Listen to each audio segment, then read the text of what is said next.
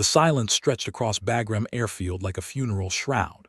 For 18 minutes, the radio had carried nothing but static and the distant hum of diesel generators. In the operations center, General Marcus Holloway stared at the tactical display where a single blinking dot had vanished somewhere over the Korangal Valley. The dot represented Captain Raven Blackwood, call sign Ghost Rider, and according to every piece of technology in that room, she was dead. "Sir, we've lost telemetry completely," Staff Sergeant Rodriguez reported, his voice barely above a whisper. "Last GPS ping showed her aircraft in a spin at 8,000 feet. No chute deployment detected." Holloway's jaw tightened. 3 months ago, he'd opposed Blackwood's assignment to the 455th Air Expeditionary Wing. Not because she lacked skill, her record spoke volumes about that, but because the A-10 Thunderbolt II wasn't a place for proving points about gender equality. The Warthog demanded a particular kind of pilot, one who could think like the machine itself, ugly, brutal, and absolutely relentless.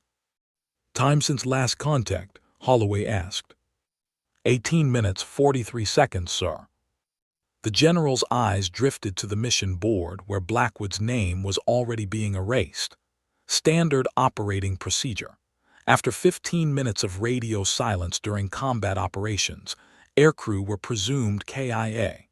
The bureaucracy of war moved with mechanical precision, even when it meant writing off one of their own. But Raven Blackwood hadn't gotten her call sign by following standard operating procedures. 12 years earlier, a 19-year-old Air Force Academy cadet had earned her nickname during a night navigation exercise gone wrong.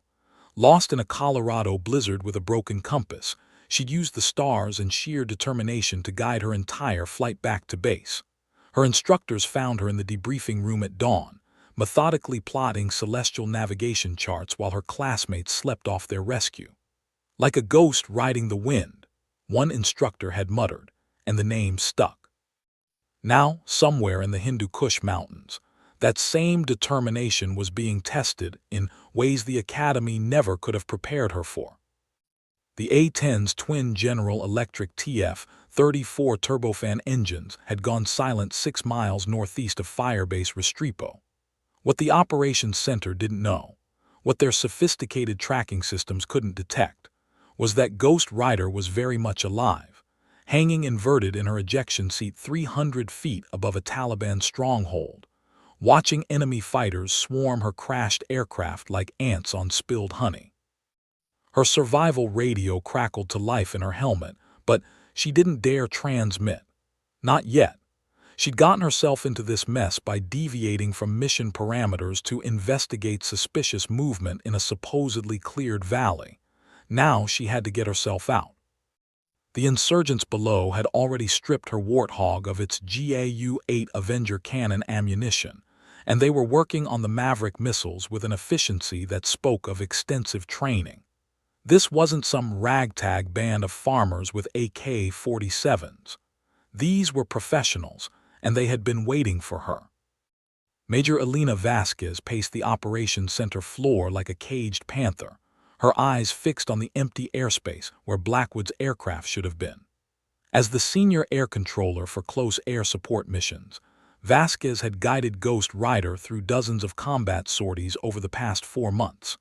She'd watched the young captain develop an almost supernatural ability to read terrain, to sense where the enemy was hiding before ground forces even called for support. "Ma'am, we need to scramble search and rescue," Lieutenant Morrison said, approaching with a clipboard of protocols. Vasquez held up a hand for silence.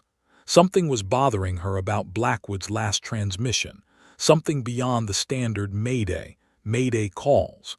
In the final seconds before radio contact was lost, Ghost Rider had transmitted a brief sequence of numbers that made no apparent sense. 27 Alpha Niner Charlie.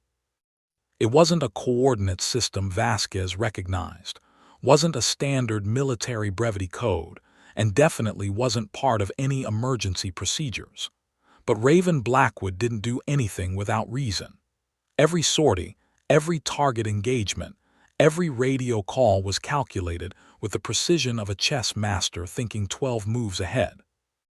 General Holloway approached the tactical display, his weathered face reflecting the blue glow of the monitors. "Major, what's your assessment?" "Sir, something doesn't add up," Vasquez replied, pulling up the flight recorder data. Blackwood's aircraft showed no mechanical failures before the incident. Environmental conditions were within normal parameters. She was flying a routine interdiction mission along a corridor we've cleared twice this week. "Your point?" "My point, sir, is that Ghost Rider doesn't crash. Not without a fight, and definitely not without taking someone with her." The general's expression softened slightly. Despite his reservations about female combat pilots, he'd watched Blackwood's gun camera footage enough times to recognize genuine talent. Her target acquisition was surgical, her tactical decision-making sound under pressure. But talent didn't stop surface-to-air missiles, and it didn't prevent mechanical failure at the worst possible moment. "Major, I need you to—" "Sir," Rodriguez interrupted from his communication station, "I'm picking up something on the emergency frequency. It's unusual." The operations center fell silent as Rodriguez adjusted his headset, his face creased with concentration. Through the speakers came a sound that made every pilot in the room straighten, the distinctive whistle of wind through damaged metal, followed by the labored breathing of someone in severe distress. But underneath those sounds, barely audible, was something else, a pattern of clicks and pauses that sounded almost like Morse code, whispered Chief Master Sergeant Williams, the oldest pilot in the squadron. "That clever bastard is transmitting in Morse code." High above the Korangal Valley, suspended in her parachute harness with a dislocated shoulder and 3 broken ribs, Captain Raven Blackwood methodically tapped out her message on the survival radio's transmission key. She couldn't speak, not with Taliban fighters positioned less than 50 meters below her position, but she could communicate through the old-fashioned method that every pilot learned in survival school and most promptly forgot. Her message was simple but crucial. "Alive, captured aircraft, enemy compound, grid follows." The coordinates she transmitted weren't random numbers at all. They represented the exact location of what appeared to be a major Taliban logistics hub, complete with weapons caches, communication equipment, and at least 30 combatants. Her crash had been no accident. She'd been lured into a sophisticated ambush by fighters who understood American air support tactics better than anyone had anticipated. But they'd made one critical error in their planning. They'd assumed that downing her aircraft meant neutralizing the threat. What they didn't understand was that Raven Blackwood had never considered herself just a pilot. She was a weapons system, and the A-10 Thunderbolt II was merely her preferred delivery platform. Now, hanging in the darkness with enemy voices growing closer, she began planning her next move. The Taliban fighters had her aircraft, but they didn't have her. And that, she reflected grimly, was going to be their fatal mistake. Her survival kit contained enough equipment to make her dangerous. A sidearm, emergency flares, a combat knife, and most importantly, a GPS beacon that could guide friendly forces directly to this previously unknown enemy position. The hunters had become the hunted, even if they didn't realize it yet. Below, voices shouted in Pashto as her captors organized search parties to find the ejected pilot they assumed was injured and helpless somewhere in the darkness. They were half right. Back at Bagram Airfield, the Morse code transmission had electrified the operations center. General Holloway found himself reassessing everything he thought he knew about Captain Blackwood, as Major Vasquez worked with the communications team to decode the full message. "Sir, she's not just alive," Vasquez reported. "She's conducting reconnaissance. These coordinates indicate a compound that's not on any of our intelligence maps. If her information is accurate, this could be the Taliban logistics center we've been hunting for months." Holloway studied the tactical display where Blackwood's reported position had been marked with a red icon. The location was deep in enemy territory, surrounded by ridgelines that made helicopter insertion extremely dangerous. Any rescue attempt would require significant resources and carry enormous risk. "What's the timeline for search and rescue?" he asked. "Minimum 6 hours to organize a proper extraction, sir. That's assuming weather conditions remain favorable." 6 hours. In hostile territory, injured, with enemy forces actively searching for her, Blackwood would be lucky to survive 6 minutes, let alone 6 hours. Every protocol dictated that they should write her off, classify the mission as a combat loss, and move on to planning retaliatory strikes against the compound she'd discovered.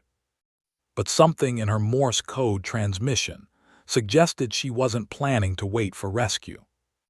The final portion of her message had been brief but telling. "Request fire mission. Will designate TARGETS. Ghost Rider out." She intended to call in an air strike on her own position. It was either the most courageous act Holloway had witnessed in 30 years of military service, or the most foolish. Possibly both. Chief Master Sergeant Williams approached the general with a grim expression. "Sir, I've worked with pilots like Blackwood before. She's not asking for rescue. She's asking for support while she completes her mission." Her mission was close air support for ground forces in Sector 7. That mission is over. "With respect, sir, I don't think Ghost Rider sees it that way. She's found the enemy headquarters we've been searching for. From her perspective, the mission just got a lot more important." Holloway considered this. Military doctrine was clear about pilot rescue priorities, but it was equally clear about target exploitation. If Blackwood could designate high-value targets within that compound, a precision strike could deal a significant blow to Taliban operations in the region. The question was whether she could survive long enough to make it worthwhile. The first Taliban fighter found Raven's parachute 15 minutes after she transmitted her coordinates. Unfortunately for him, he found it wrapped around a tree branch 30 feet above his head, while she watched from a concealed position in the rocks 50 meters away. His surprised shouts alerted the rest of the search party, but also confirmed what she'd suspected. These weren't local fighters. Their equipment was too sophisticated, their tactics too coordinated. Someone was funding and training this operation at a level that suggested foreign involvement. Through her night vision scope, a piece of equipment she'd borrowed from her survival kit, she counted at least 8 fighters moving through the crash site with military precision. They communicated through hand signals and wore night vision equipment that rivaled anything in the American inventory. This was a professional military unit masquerading as insurgents. Her broken ribs made every movement agony, but she forced herself to stay mobile. The compound below buzzed with activity as vehicles arrived carrying more personnel and equipment. Whatever operation they were planning, her crash had apparently accelerated their timeline. She keyed her survival radio again, transmitting in short bursts to avoid detection. "Compound active. Estimate 40 plus personnel. Foreign advisors present. Heavy weapons confirmed." At Bagram, Major Vasquez relayed the intelligence to the appropriate channels while monitoring Blackwood's intermittent transmissions. Each message painted a clearer picture of a target that intelligence analysts had been seeking for months, but it also highlighted the impossible situation Ghost Rider had placed herself in. "She's conducting a one-person reconnaissance mission against a fortified position," Vasquez told the general. "It's either brilliant or suicidal. What's your assessment of her chances?" Vasquez hesitated. "Sir, if any pilot in our inventory can pull this off, it's Blackwood, but the odds are—" "The odds are irrelevant," Holloway interrupted. "What matters is whether we can support her mission effectively. Can we get strike packages to her coordinates?" "Yes, sir, but not without significant risk of civilian casualties if she's wrong about what she's seeing." The general nodded grimly. This was the eternal dilemma of modern warfare. balancing tactical opportunity against the potential for catastrophic error. Blackwood's intelligence could save American lives by eliminating a major enemy stronghold.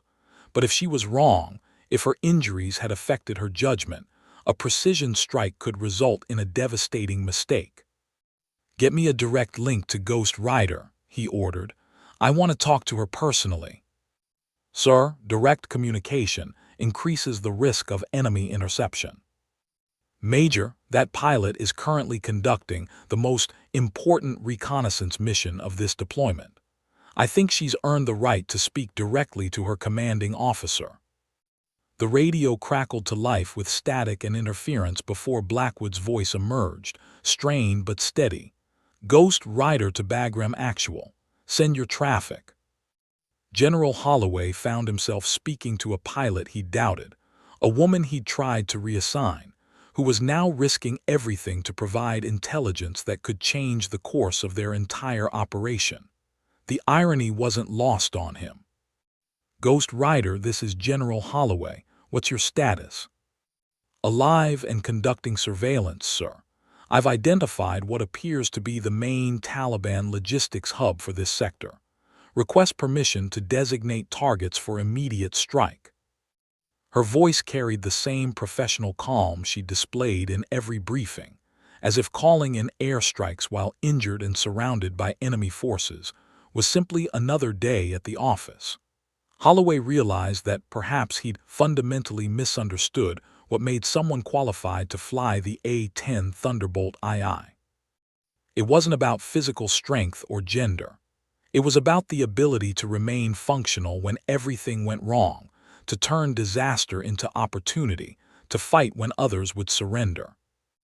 Ghost Rider possessed those qualities in abundance. From her concealed position in the rocks, Raven watched the enemy compound with growing fascination and horror. What she'd initially taken for a simple Taliban stronghold was revealing itself as something far more significant. The vehicles arriving throughout the night carried equipment that belonged in a modern military arsenal, not a guerrilla camp. Chinese-manufactured surface-to-air missiles, Russian communications gear, Iranian explosive devices. This wasn't just a logistics hub, it was a coordination center for foreign military assistance to Taliban operations throughout the region. Her discovery could reshape intelligence understanding of the conflict, but only if she lived long enough to report it. "Bagram Actual, Ghost Rider. I need to update my previous assessment. This is bigger than we thought." General Holloway's voice crackled through her earpiece. "Go ahead, Ghost Rider." "Sir, I'm observing foreign military advisors and equipment from multiple nations. This appears to be a multinational training facility. I count at least 12 vehicles carrying advanced weaponry. Recommend immediate strike before they can relocate assets." The silence from Bagram stretched long enough that Raven began to worry her transmission hadn't gotten through. When Holloway finally responded, his voice carried a weight she hadn't heard before. "Ghost Rider, you're describing a target that could have strategic implications. Are you absolutely certain of your assessment?" Raven adjusted her night vision scope, studying the compound below where uniformed figures moved with military precision between buildings and vehicles. Foreign advisors supervised Taliban fighters in handling sophisticated equipment. This was exactly the kind of evidence that intelligence agencies had been seeking to document foreign interference in the conflict. "Bagram Actual, I am certain. Request immediate fire mission coordinates to follow." "Negative, Ghost Rider. Stand by for extraction. We're sending in a recovery team." "Sir, respectfully, extraction is not feasible from my current position. Enemy search parties are closing on my location. Recommend strike mission while targets remain stationary." General Holloway's dilemma was becoming clear to everyone in the operations center.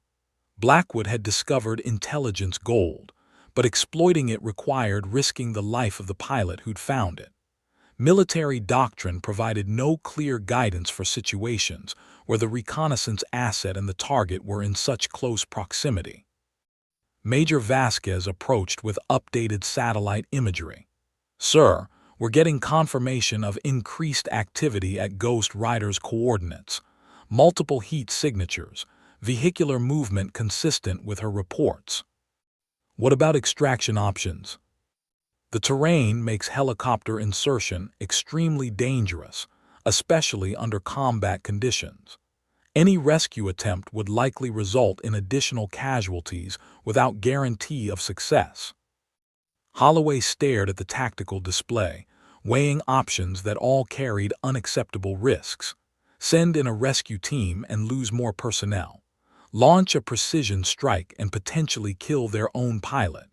Do nothing and watch a strategic opportunity disappear along with one of his most capable officers. "Ghost Rider, what's your recommendation?" The question surprised everyone in the operations center. Asking a junior officer to make strategic decisions wasn't standard procedure, but nothing about this situation followed standard procedure. Raven's response came without hesitation. "Sir, I can designate specific targets within the compound while maintaining safe distance. Precision strikes on the weapon's caches will eliminate the primary threat while preserving intelligence value of the facility. Recommend immediate mission authorization." She was proposing to serve as her own forward air controller, calling in strikes on a target where her own survival would depend on split-second timing and pinpoint accuracy from aircraft she couldn't even see. It was audacious, dangerous, and absolutely in character for the pilot who'd earned her call sign by navigating through impossible conditions, using nothing but determination and skill. "Ghost Rider, you're cleared for target designation. Strike packages inbound your location in 20 minutes.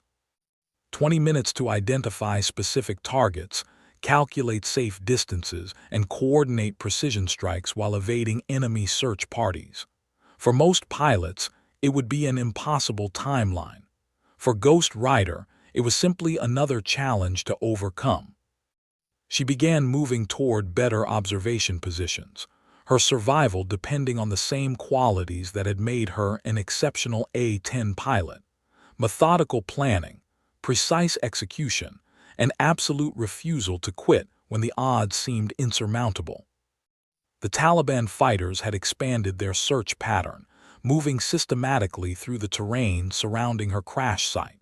From her new position, Raven could observe their coordination and discipline. These weren't desperate insurgents, they were trained soldiers conducting a military operation. Which explained why her routine interdiction mission had turned into an ambush. Someone had fed them detailed information about American flight patterns, aircraft capabilities, and tactical procedures. This compound wasn't just a logistics hub, it was an intelligence center that had been studying their operations for months. Her survival radio crackled with an incoming transmission. "Ghost Rider, this is Falcon Leader. Strike package of 4 F-16s inbound your position in 15 minutes. Ready to copy target coordinates." 15 minutes. She studied the compound through her scope, identifying priority targets. The surface-to-air missile batteries had to be eliminated first to prevent them from engaging the incoming fighters. The communications center would be next, followed by the weapons storage areas.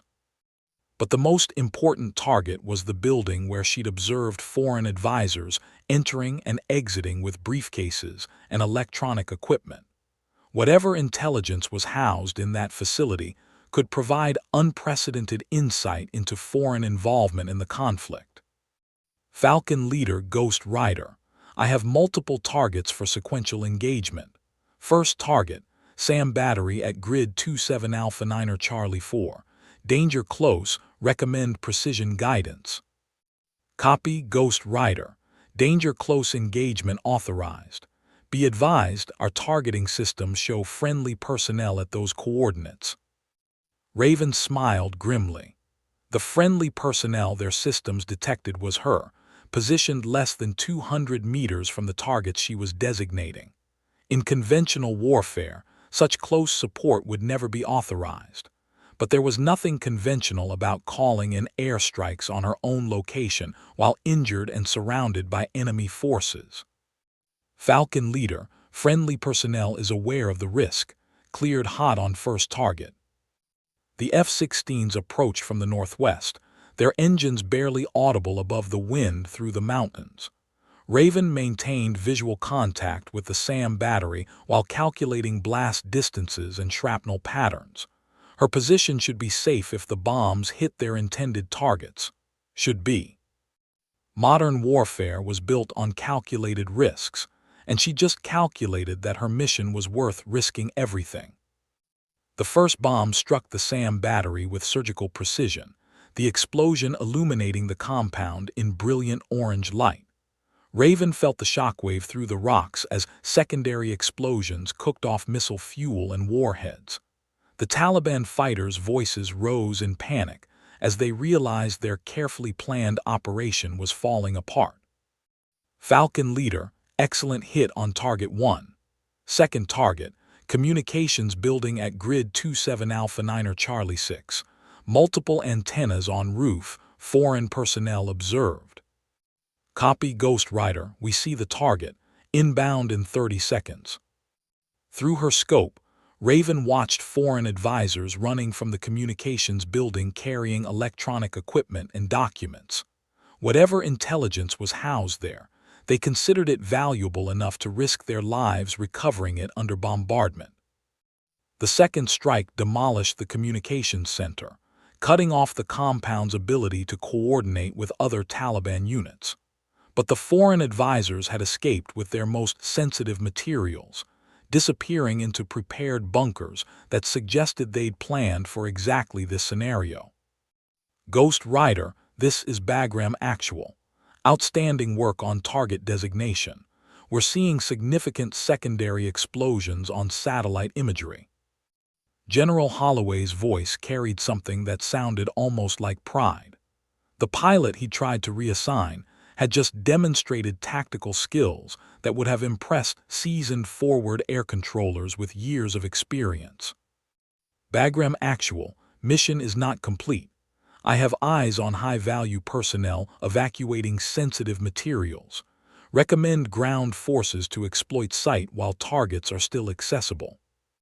Negative Ghost Rider, priority is your extraction. We have helicopters inbound your location. Raven could hear the approaching rotors of search and rescue aircraft, but she could also see Taliban fighters regrouping around the undamaged portions of the compound. The foreign advisors were coordinating an organized withdrawal that would preserve their most important assets. Her mission, the real mission that had begun the moment she crashed in this valley, wasn't finished. Bagram Actual, request permission to continue surveillance. High-value targets are still in play. The silence from headquarters stretched long enough for the rescue helicopters to establish radio contact directly with her position. Through her earpiece, she could hear multiple conversations as air controllers, helicopter pilots, and ground commanders debated her status and mission priorities. But the most important conversation was the one taking place in General Holloway's mind. As he watched satellite feeds of the compound, she discovered and attacked. Intelligence analysts were already confirming that her target designation had eliminated a facility they'd been searching for throughout the deployment. Her routine interdiction mission had just achieved more strategic value than most battalion-level operations. Ghost Rider, this is Rescue Leader. We have visual on your beacon. Prepare for extraction in 5 minutes. Raven looked down at the rescue beacon she'd activated, then at the compound where foreign advisors continued loading vehicles with sensitive materials. Her extraction would end the surveillance mission just as it was producing the most valuable intelligence. She made a decision that would define the rest of her military career. Rescue Leader, Ghost Rider, cancel extraction. I'm going mobile to maintain surveillance on high-value targets. The radio exploded with multiple voices as everyone from helicopter pilots to headquarters staff attempted to overrule her decision. But Raven had already switched off her beacon and begun moving to a new observation position. The compound below was too important to abandon, and she was the only American eyes on asset capable of tracking the enemy withdrawal. General Holloway's voice cut through the radio chatter. "Ghost Rider, you are ordered to comply with extraction procedures." "Sir, respectfully, I am in the best position to gather intelligence on foreign involvement in Taliban operations. Request permission to continue mission." It was a request that violated every protocol about pilot recovery, but it came from a pilot who had just demonstrated exceptional tactical judgment under impossible conditions. Holloway found himself facing the same dilemma that had defined his entire career. When do you follow procedure, and when do you trust your people to make the right decision? "Ghost Rider, what's your assessment of continued mission viability?" "Sir, I can maintain surveillance for another 6 hours. Enemy personnel are evacuating sensitive materials that could provide unprecedented intelligence value.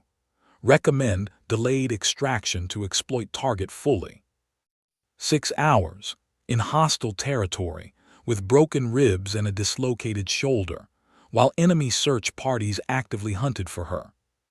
It was either the request of a pilot who understood the strategic importance of her position, or the delusion of someone whose injuries had affected her judgment. Major Vasquez approached with intelligence updates that helped clarify the situation. "Sir, preliminary analysis of the strike damage confirms Ghost Rider's assessment. We've eliminated a major foreign training facility. The personnel she's tracking could provide intelligence on similar facilities throughout the region." Holloway studied the tactical display, where Blackwood's position was marked with a red icon deep in enemy territory.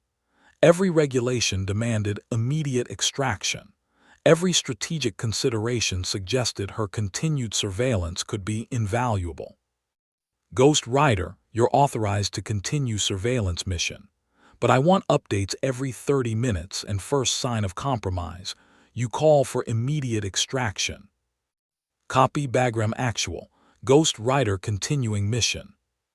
In the operations center, silence fell as everyone processed what had just happened. They'd authorized a wounded pilot to conduct solo reconnaissance against a hostile compound, while enemy forces actively searched for her. It was either brilliant tactical flexibility or catastrophic disregard for personnel safety. Chief Master Sergeant Williams approached General Holloway with a knowing expression. "Sir, I've seen pilots like her before. She's not just gathering intelligence, she's hunting." And in the mountains of the Korangal Valley, surrounded by enemy forces and sustained by nothing but determination and professional pride, Captain Raven Blackwood had indeed become a hunter. The compound below held secrets that could reshape understanding of the entire conflict, and she intended to uncover every one of them. Her war was just beginning. Dawn approached the Korangal Valley like a reluctant witness, painting the mountains in shades of gray that matched the smoke rising from the destroyed compound. Raven had spent the night tracking foreign personnel as they evacuated their most sensitive materials, documenting license plates, facial features, and equipment serial numbers that intelligence analysts could use to trace supply networks across multiple countries.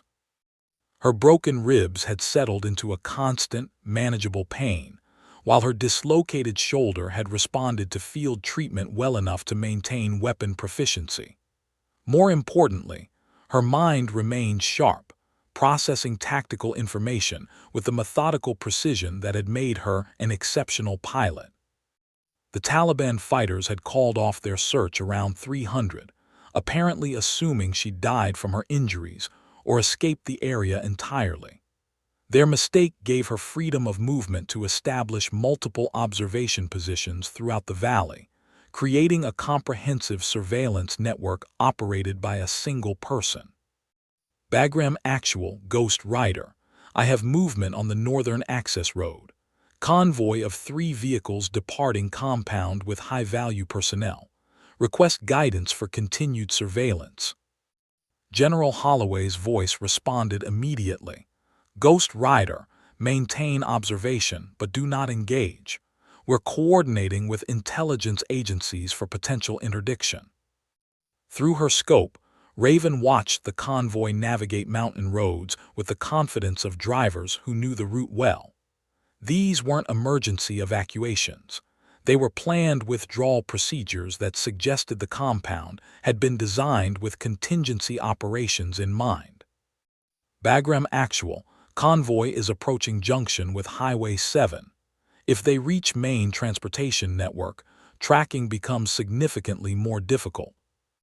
At Bagram Airfield, Major Vasquez coordinated with multiple agencies as intelligence officials reviewed the information Ghost Rider had provided throughout the night.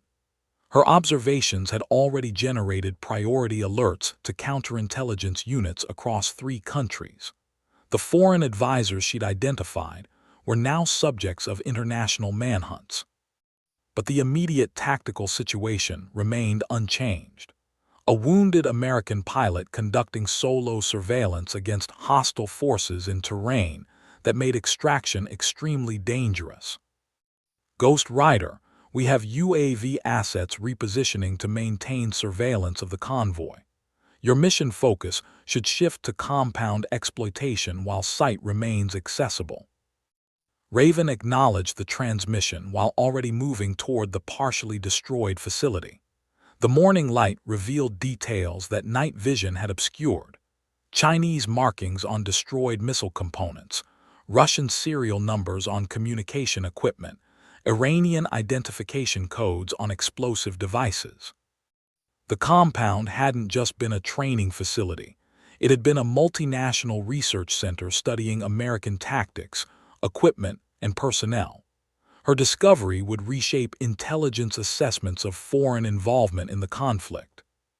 Bagram Actual, I'm conducting site exploitation of the compound, documenting foreign equipment and intelligence materials. Request guidance on evidence collection priorities. Ghost Rider, photograph everything, but do not compromise your security for material collection. Intelligence value is secondary to personnel safety. She smiled grimly at the instruction.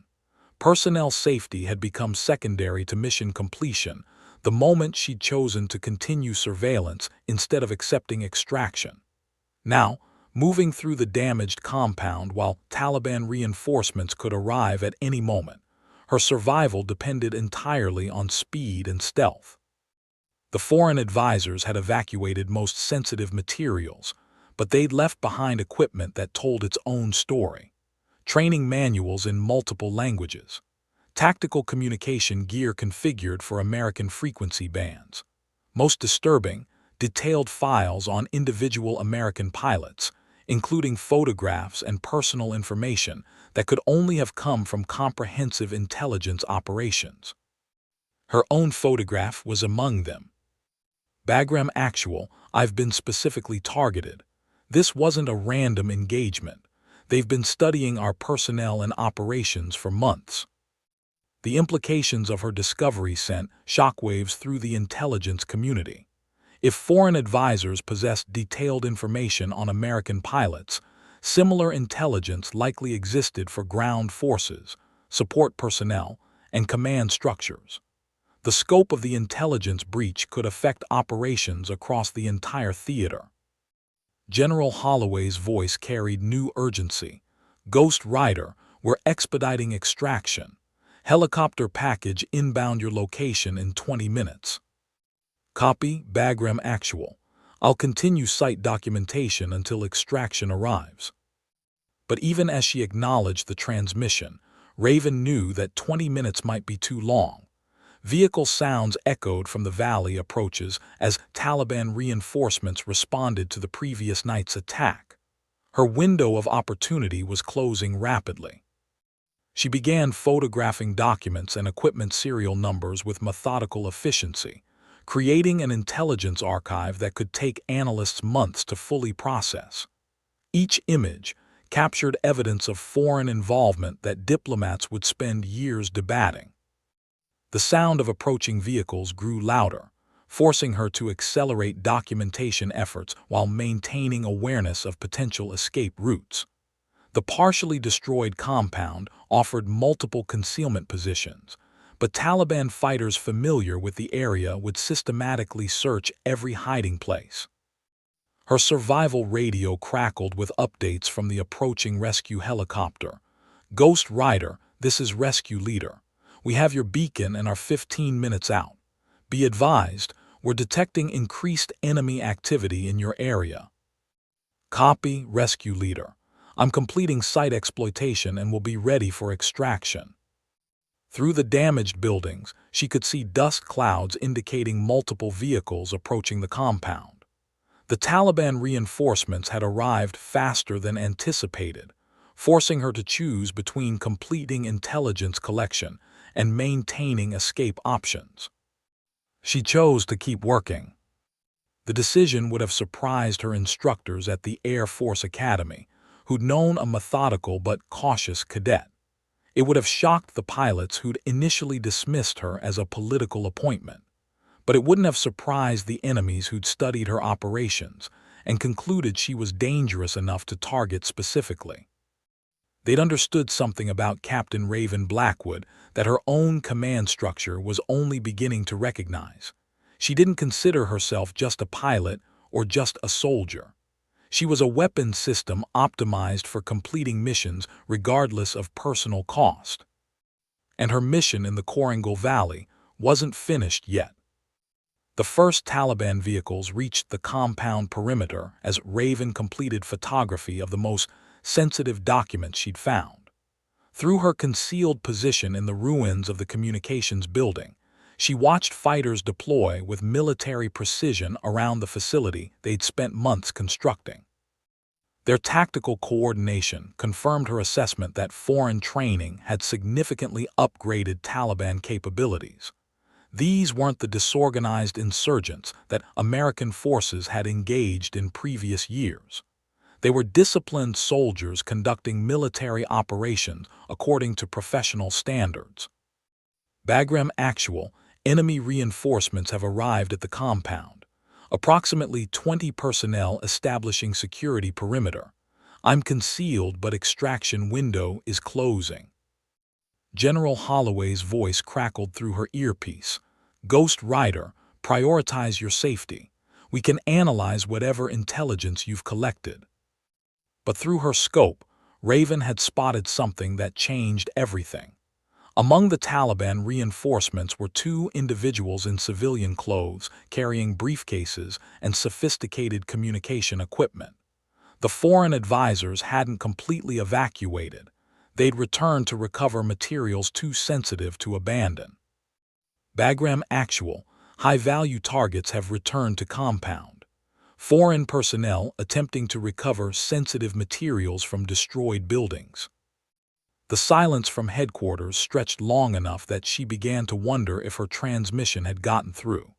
When General Holloway finally responded, his voice carried the weight of strategic decisions that could affect the entire deployment.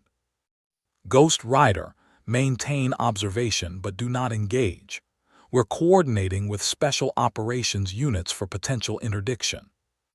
"Sir, special operations response time will exceed my extraction window.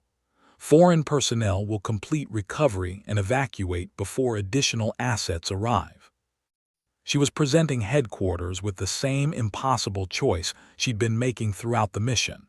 Follow standard procedures and lose strategic opportunities, or accept exceptional risks for potential exceptional rewards. "Ghost Rider, what's your assessment of continued surveillance viability?" Through her scope, she watched the foreign advisors directing Taliban fighters in systematic recovery of materials from the damaged buildings. Their coordination and urgency suggested the intelligence value of whatever they were seeking could justify extraordinary risks to recover. "Sir, I can maintain surveillance and document recovery operations. Foreign personnel are prioritizing specific materials that may indicate additional facilities or operations." The helicopter carrying her extraction team was less than 10 minutes away, But the foreign advisors were working with efficiency that suggested they would complete their mission before American special operations could respond. She made another decision that violated every regulation about pilot safety and mission priorities. Bagram Actual. I'm moving to better observation position to document foreign personnel and recovery operations. Ghost Rider, maintain your current position. Do not compromise your security. But she was already moving through the rubble-strewn compound, using debris and damaged structures as concealment while closing distance to the foreign advisors. Her photography needed to be detailed enough for intelligence analysts to identify individuals and equipment, which required proximity that exponentially increased her danger. The irony wasn't lost on her that she was conducting the kind of close reconnaissance mission typically assigned to special operations teams, while injured and armed with nothing but survival equipment and determination. Through her camera lens, she documented faces, equipment, and procedures that would provide unprecedented insight into foreign advisory operations. Each photograph was potential evidence of international involvement that could reshape diplomatic relationships and military strategies. The foreign advisors worked with methodical precision, recovering specific materials while leaving others behind.